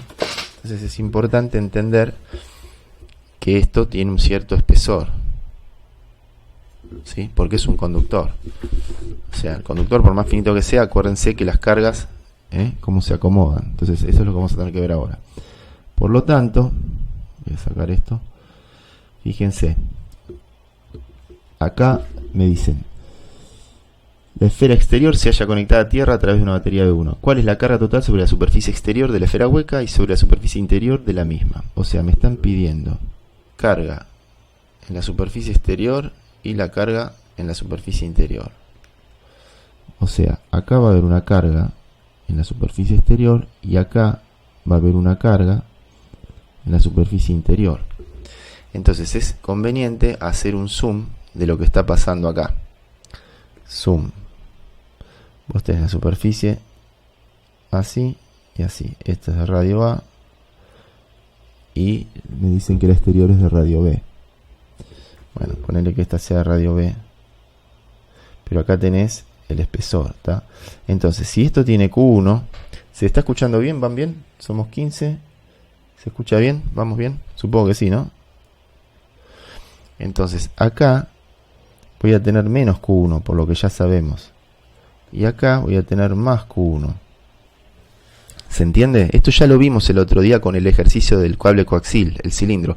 Entre paréntesis, el cable coaxil es otro ejemplo de jaula de Faraday. Pero bueno, no los quiero marear. ¿Vieron el cable coaxil que lo tiene en su casa? Todo. Bueno, el cable coaxil, ya te paso lo digo, la malla, ¿vieron cómo es un cable coaxil? Si no se fijan, tiene la parte externa que es un cilindro mallado y por adentro es un cable finito. Y entre esos dos hay un dieléctrico que es una espuma, no una espuma, como si fuera un foam de color blanco, o a veces transparente, o es de un nylon. Bueno, la propiedad que tiene el cable coaxil es de transmitir la señal de la televisión o de KTV o la televisión digital, Flow, no sé lo que tenga, por el centro, y la malla de afuera lo que hace es blindar para que no se meta ninguna interferencia o ningún rayo, incluso eso está puesto a tierra, y filtrar. Y por otro lado, para que nadie venga con una antenita o se apoye ahí cerca y capte la señal, que no salga para afuera tampoco. ¿Se entiende? Al estar puesto a tierra, ¿no? Digo, si no estuviese a tierra, bueno. Entonces ahí les di otro ejemplo de jaula de Faraday. Continuamos entonces con este ejercicio. Lo que decía es que se entiende entonces el Q1 que está acá en el interior. Incluso dice, no me dicen si es positiva o negativa. Bueno, Q1, ponele, ahí está Q1. Acá será menos Q1. Si Q1 es negativa, acá será menos Q1 y acá será menos más Q1 y viceversa. Bueno, suponiendo Q1 acá, esto es menos Q1 más Q1. Pero como esto está puesto a un cierto potencial, este es el símbolo de tierra, este B1, eso quiere decir que la batería esta me impone, esto es un cable también que está conectado, me impone el potencial. Por lo tanto, acá voy a tener más Q1 y acá voy a tener una Q, digamos, una cierta Q. O sea que todo esto conforma mi Q externa, en la cara externa, ¿sí? Porque este individuo, esta batería, me está imponiendo el potencial.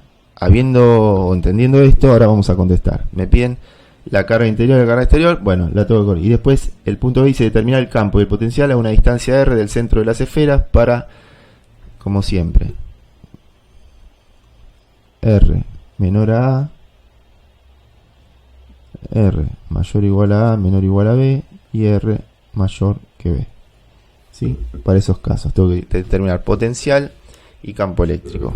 Entonces vamos a empezar por lo primero. Llamo a Gauss para ver cómo es el campo eléctrico. Empecemos de afuera. A ver, si tomamos una superficie gaussiana, ¿sí? Ahí vamos a saber cómo es el campo eléctrico, o podemos calcular el campo eléctrico, que de hecho ya lo hemos hecho varias veces. Entonces, para R mayor que B, ¿sí?, el campo eléctrico mediante Gauss va a ser igual a la carga neta encerrada, que va a ser la carga externa, dividido 4pi por radio cuadrado por el epsilon 0, ¿sí? Notar que esta carga externa en verdad es toda la carga que involucra la superficie gaussiana, que como ya sabemos, esto tiene que ver con más Q1 menos Q1, ¿sí?, más Q1 más Q. Estas dos se van y esto es lo que yo estaba diciendo que está acá, que conforman la superficie externa. Entonces, el potencial, fíjense lo siguiente, a mí me están pidiendo la carga. Para poder saber la carga yo tengo que saber, la expresión del campo es esta, pero yo ¿qué otro dato tengo? Me están diciendo que cuál es el potencial. Entonces yo podría decir, bueno, el potencial desde infinito hasta B, vamos a ponerlo R, es igual a menos la integral del campo escalarmente de L, y esto va a ser igual a menos la integral entre infinito y R,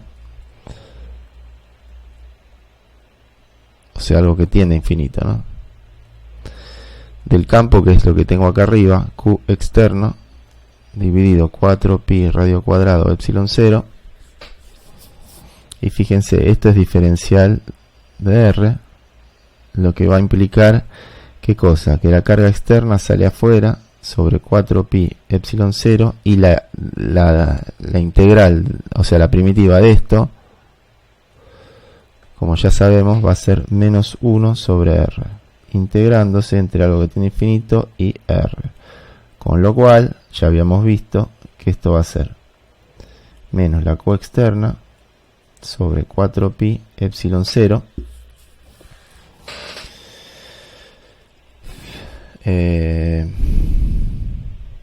con el menos este de acá se me va, con lo cual me queda más 4pi epsilon 0 R, ¿sí?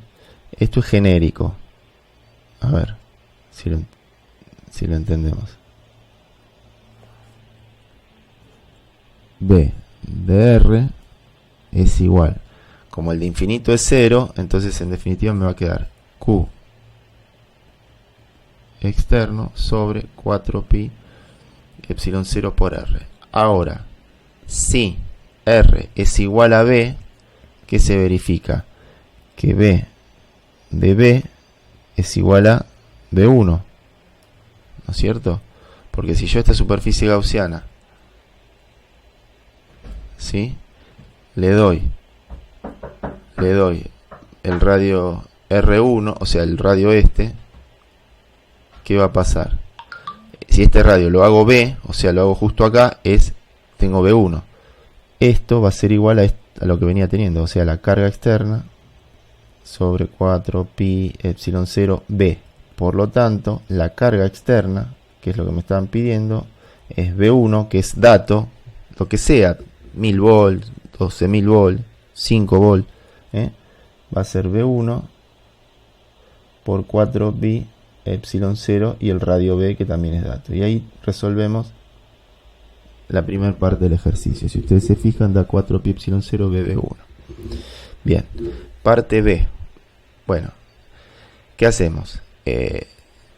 Ya tenemos el campo, o sea que en la parte A ya resolvimos un poco el campo, pero vamos a empezar al revés, vamos a empezar al final, desde R mayores que B. Entonces, para R mayores que B, si R es mayor que B, entonces se tiene que el campo E de R va a ser igual a esto que está acá. Bien.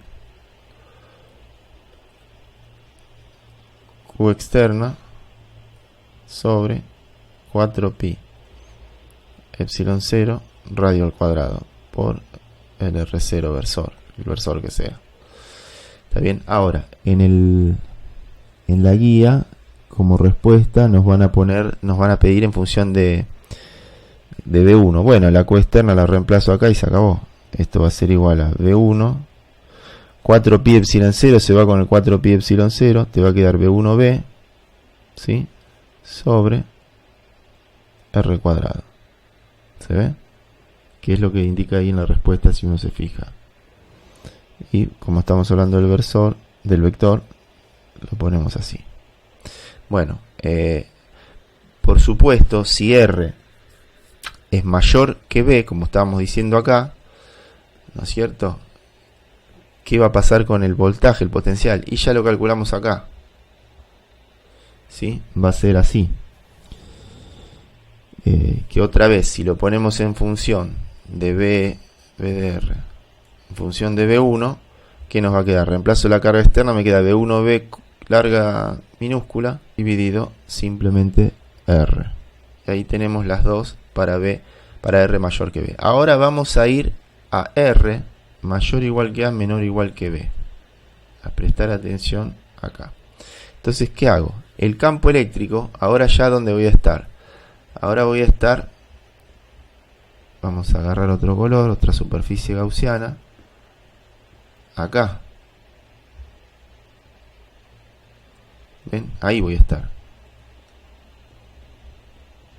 Porque me dicen que estoy entre A y B.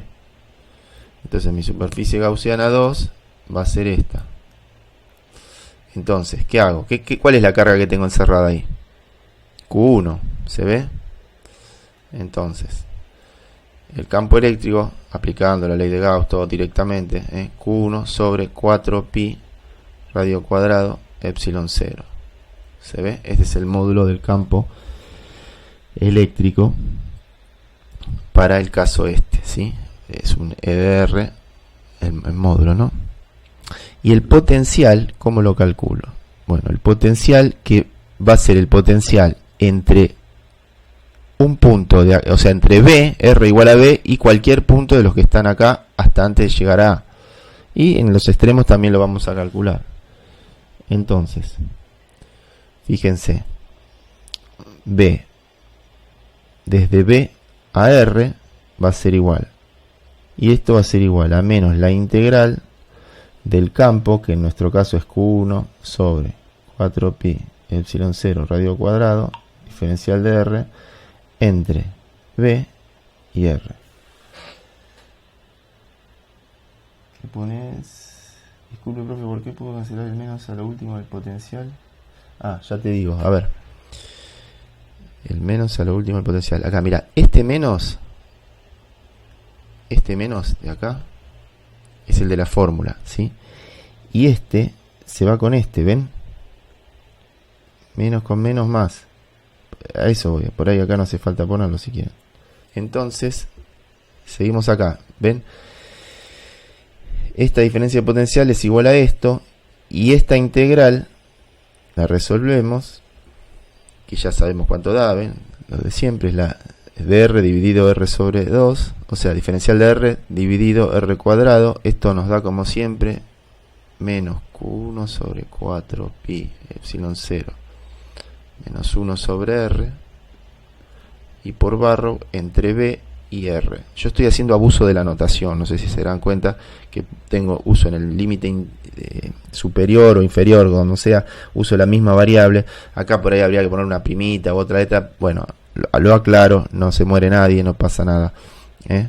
Entonces, en este caso, otra vez, ¿ves? Vuelvo a tachar los signos y me va a quedar que b de r va a ser igual a Q1 sobre 4pi epsilon 0 R menos, en final menos inicial, va a ser Q1 sobre 4pi epsilon 0 B más B en B, que no es ni más ni menos que ¿quién?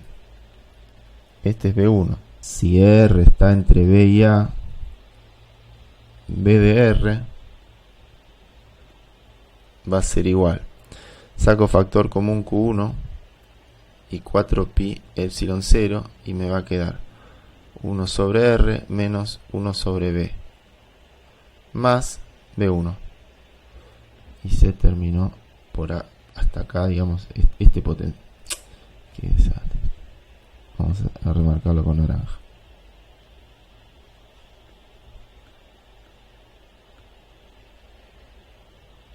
¿Está? Y bueno, y fíjense lo siguiente, si particularmente fuese igual, si R es igual a B, ¿qué pasaría? Si R es igual a B, fíjense acá, si R fuese igual a B, esto se hace 0, todo esto se hace 0 y me queda B1, que era obvio, porque B de B era B1, ¿está? Bien. Y si R es igual a A, ¿qué te va a quedar? Te va a quedar Q1 sobre 4pi epsilon 0, 1 sobre A menos 1 sobre B, más B1. Y ahora vamos a ver, por último, ¿qué pasa si R es menor que A? Si R es menor que A, ¿cómo va a ser el potencial o el campo? El campo, ¿a qué es igual? A 0. ¿Por qué? Porque fíjate que si tomo una superficie gaussiana, entonces para terminar, dijimos que esto era 0. Entonces, ¿cómo va a ser el potencial? Quiero que alguien me conteste. Necesito que alguien me conteste. O qué es lo que piensa cómo va a ser el potencial acá. Si la superficie gaussiana no encierra carga, el campo va a ser 0. Entonces, es constante. Porque fíjate, miren este detalle. Si alguno pensó, yo sé que los demás no pensaron que era 0, ¿no? No. Si vos querés el potencial, ahora te vas a mover. Bueno, te vas a mover desde acá hasta el centro, ahí. ¿Está? Entre A y el centro. Entonces, el potencial va a ser, vas a ir desde A hasta un cierto R, pero con el R siempre menor que A, ¿no es cierto? Y esto va a ser igual a menos la integral del campo escalarmente de L entre A y un cierto R. Pero ¿cuánto valía el campo? 0. Por lo tanto esto es 0. Pero esto ¿a qué es igual? A B final en R menos B para R igual a A. Y esto se cumple si B sub R es igual a B sub A. O sea, esto va a ser constante para todo el espacio ahí adentro. DR le vamos a poner igual a B sub A. Entonces, y B sub A lo habíamos calculado antes, ¿ven? Acá, por eso me tomé el trabajito de hacerlo. Entonces va a quedar Q1 sobre 4pi epsilon 0, 1 sobre A menos 1 sobre B. En verdad, si es B sub R, es así. Está perfecto, más B1. ¿Estamos? Si se fijan la respuesta, bueno, es como lo hemos deducido nosotros, ¿no? Si hay alguna duda, esto es importante entender que la carga, por ejemplo, te la impone la batería, ¿sí? Esta es la que te está imponiendo la carga, acá en la superficie exterior, ¿está? Así que tener en cuenta eso. Vamos a resolver ahora el ejercicio número 65. Dice, para una espira circular de radio A cargada con densidad lineal de carga lambda, calcular el potencial B de un punto situado a una altura B del eje de la espira. Esta espira, radio A, está cargada con lambda uniforme para este problema. Como me piden el potencial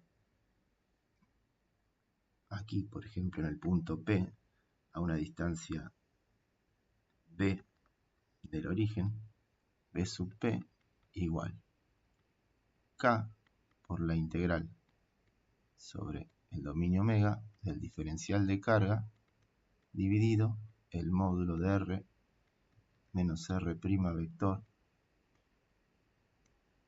que es el potencial debido a una distribución continua de cargas. Notar que, o recordar, que si acá hacemos un zoom, esto no tiene ancho, digamos, ¿sí? Es una línea. Yo lo estoy exagerando para mostrar que acá, digamos, está el diferencial de carga. Entonces, acá, el vector R, ¿quién va a ser? Va a ser un vector que va desde el origen, que lo estoy poniendo acá, hacia, en azul, hacia el punto donde quiero conocer el campo escalar, en este caso el potencial.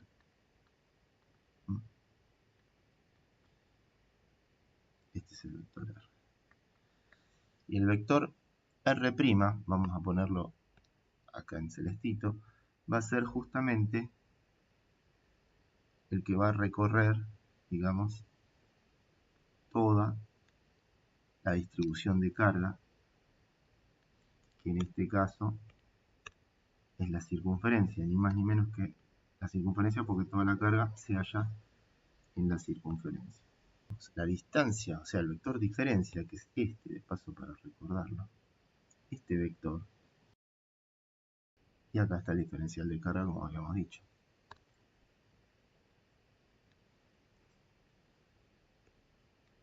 Bien, entonces ahora vamos a proceder a la resolución.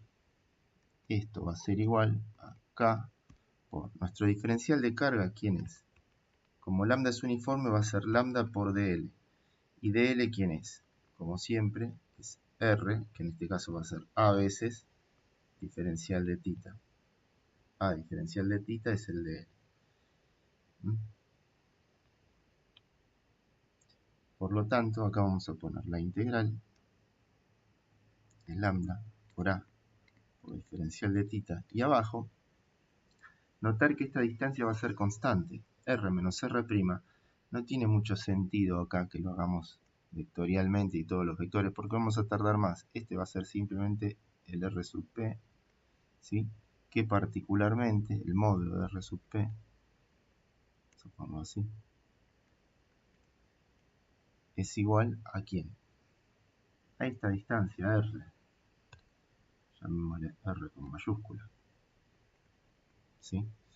Con lo cual, el dominio de integración omega, ¿quién va a ser? El ángulo entre 0 y 2pi. No cabe duda. Y acá abajo simplemente le vamos a poner el R mayúscula. Pero el R mayúscula, ¿quién es? Este R es esto, o sea, vamos a ponerle en forma genérica z cuadrado más, es la hipotenusa, ¿ven? Más este a al cuadrado, esta es constante, la raíz cuadrada. Eso es R, el módulo, quiero decir, o sea, la distancia R. Por lo tanto, lo ponemos acá. Y listo, es así de sencillo. Esto va a ser igual a K veces lambda por A sobre la raíz cuadrada de z cuadrado más A cuadrado. Por supuesto que a z después lo especializaremos en B, ¿no? Que habíamos dicho que el punto P va a ser z igual a B. Vamos a poner B.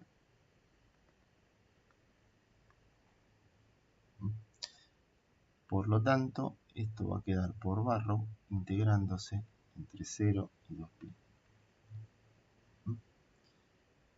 Entonces, potencial en el punto P, o mejor dicho, B de Z, vamos a poner, B de Z va a ser igual a K por lambda por A por 2pi, el otro da 0, así que no va, dividido todo esto que está acá, Z cuadrado más A cuadrado. ¿Ok? Recuadramos la respuesta y se terminó la parte A. Ahora, la parte B, ¿qué me dicen? La parte B me dice, obteniendo el gradiente de potencial, verificar el resultado por el valor del campo. Bueno, el gradiente, o sea, el gradiente del potencial, vamos a poner en verdad menos el gradiente del potencial, esto es igual al campo eléctrico. Esto es lo que nos dice la teoría.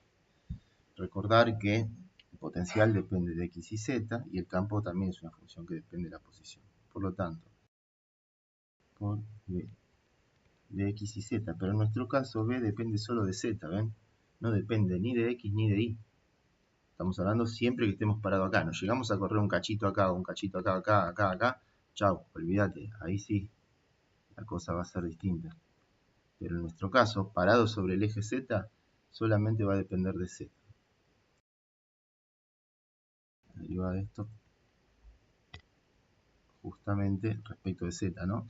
Fíjense, k, lambda, a, 2pi, todo sale constante afuera. Es como derivar la raíz y la podemos derivar a la menos un medio, miren, a esto. Esto es lo mismo que hacer menos k, lambda, a, 2pi por la derivada respecto de z de esto que voy a poner acá. Z cuadrado más a cuadrado elevado a la menos un medio. E de z, acá me está faltando el versor, vamos a poner el versor k.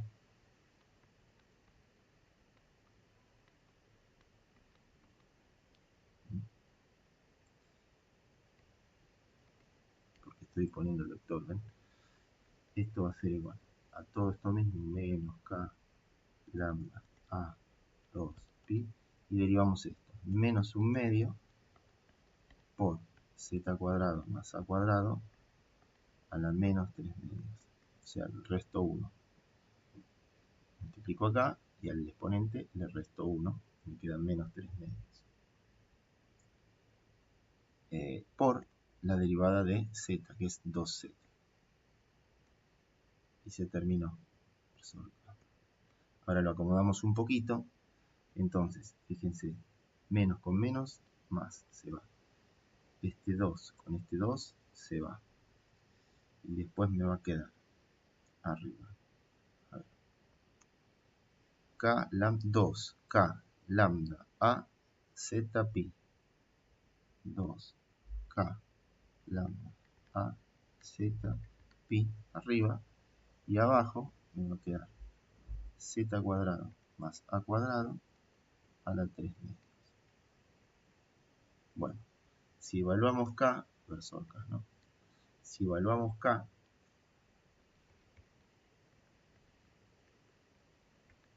que es 1 sobre 4 pi epsilon 0, nos va a quedar 1 sobre 4 pi epsilon 0 por 2 a pi z, el pi con el pi se va, el 2 con el 4 te queda un 2, dividido z cuadrado más a cuadrado a la 3. Conclusión, y ahora sí, terminamos, e de z va a ser igual a AZ, arriba, ¿ven? A, que es el radio, por Z, dividido 2 epsilon 0 por Z cuadrado más A cuadrado a la 3 medios. Todo esto versor K.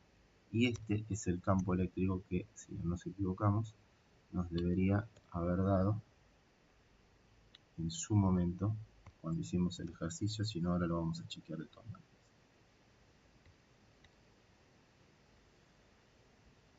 Este ejercicio es el ejercicio que estaba propuesto, o sea, el ejercicio de campo eléctrico me refiero. Cuando pedían el ejercicio 23, dicen una espira circular de radio A cargada con densidad lineal de carga lambda, calcular el campo eléctrico E en el punto P a una altura B sobre el eje de la espira. Este es el ejercicio 23. Entonces, fijarse, ven la respuesta lambda A. ¿Lambda la perdí por algún lado? Acá está lambda, acá me comí lambda. Así que poner lambda acá. ¿Ves? Hasta acá lo poníamos bien. Acá me lo olvidé. Ya lo puse acá. AZ lambda. La respuesta es lambda AB, perfecto. Sobre 2 epsilon 0, A cuadrado más B cuadrado. Claro, idem, notar que coincide, vamos a poner.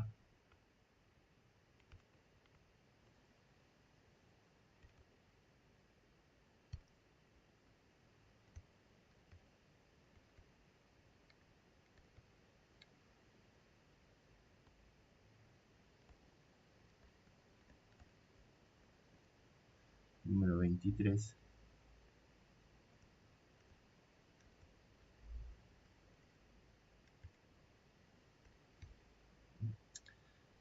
Ahora, en lugar de Z, bueno, si quieren reemplazamos B, podemos poner así Z es igual a B, lo especializamos.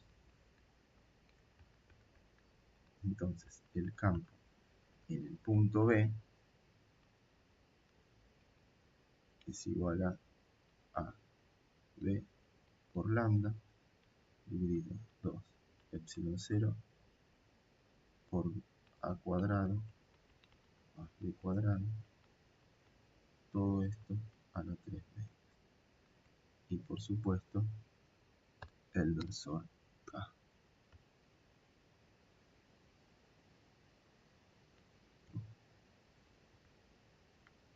Y de esta manera se termina el ejercicio.